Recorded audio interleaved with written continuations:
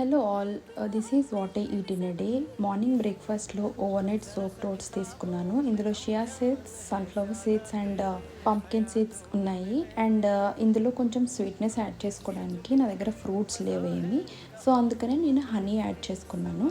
And ఈరోజు కొంచెం milk quantity ఎక్కువ యాడ్ చేసుకున్నాను, సో అందుకని థిక్గా లేకుండా కొంచెం కన్సిస్టెన్సీ లూజ్గా ఉంది. ఇది కమింగ్ టు లంచ్లోకి వైట్ రైస్ అండ్ తోటకూర అండ్ చుక్కకూరతో కలిపి చేసిన కర్రీ.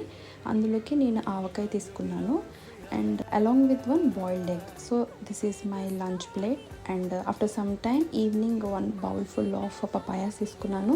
కొంచెం రాగా ఉన్నాయి, బట్ దట్స్ ఓకే. టేస్ట్ అయితే చాలా స్వీట్గా ఉంది. అండ్ ఇది మన గార్డెన్లో పపాయాస్ అనమాట.